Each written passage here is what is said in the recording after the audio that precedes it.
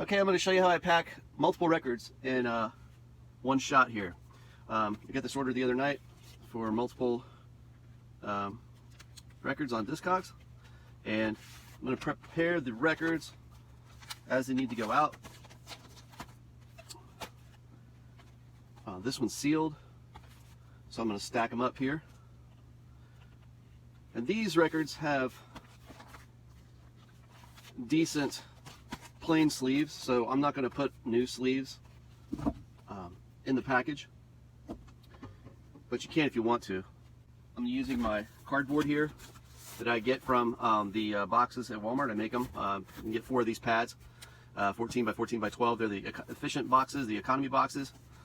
And so I start by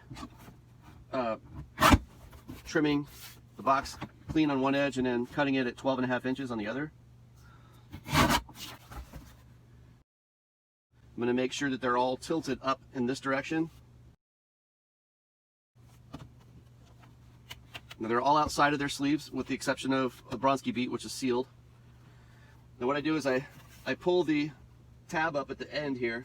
I use just a regular pen to mark the box to get my height. You see my height line right there. And I use this tool. It's a scoring tool.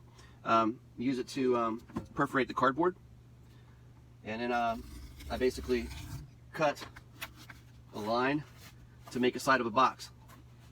Now tamp these a little bit. Now we have the records nice and tight in a box. I do the same process with the scoring tool on this side. I approximate the cuts here because I've done this so much. And you'll see now we're all getting a very small bit of overlap. So what I'm going to do is trim it, maybe 1/16 of an inch on the edge. Once you do this a lot, it's no problem. It's very fast. So now we have this box. And this is double layered cardboard, and it's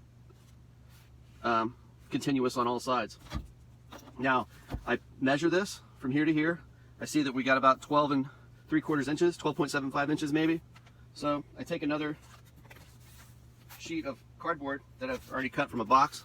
I use brand new boxes, by the way. They're only 72 cents, and you get 36 cents per box. So remember, we cut it 12.5 inch or 12.75 inches here. So I set the box up with the line, which is hanging out on the other side there that I have to maintain or deal with there. So I'm using the native crease on the boxes. Now I take this box back, set it down. You can do the same process of measurement. Now I have that line, and nothing is exact, and it doesn't have to be. The cardboard's really forgiving. And then you place the box up. There you go.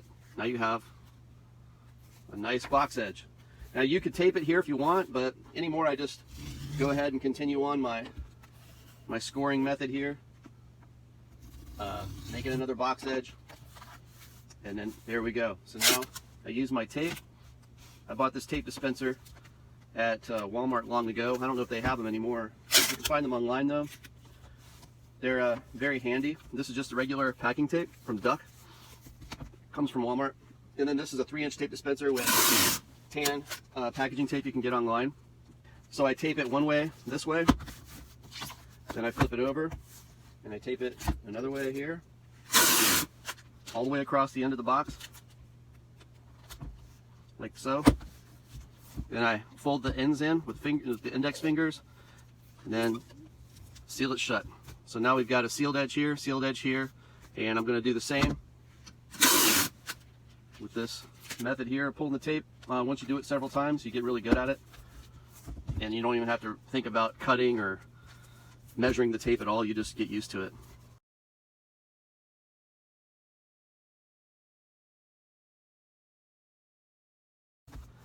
And then so now you got this box. This is the box. I usually use about this much fragile tape.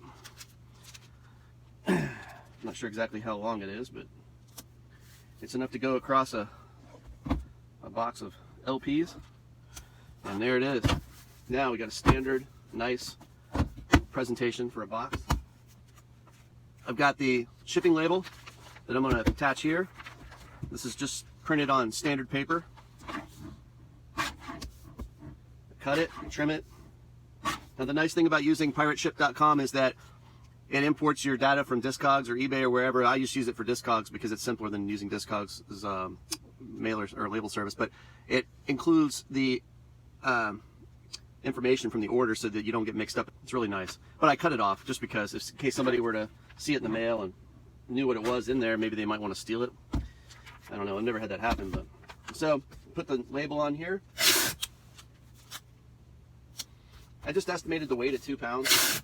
I'm guessing that's what it is. I found that the USPS isn't all that careful about weighing and all that stuff, but anyway, so here it is. Very solid, nice thick corners, double-edged cardboard on the top and the bottom. Then I'll tape some of these edges up just in case they get a little bit loose. But again, I'm sure that if you're really efficient and you don't want to do this extra taping and stuff, it's definitely not needed. But I like to do it just as a nod to the customer and tell them, hey, you know, I care about what I'm doing, so I'm going to give you the best product possible. So this is the way I do it. It's a solid box, and that's what I do. Fragile tape, double layer cardboard, records outside of the sleeve. If there's more expensive records, you can pop them in new sleeves and new poly sleeves and all that. And if it's a really expensive record, then you can double or triple this process and make a really thick bulletproof box. So that's the way I do it, and it works out great. Multiple records.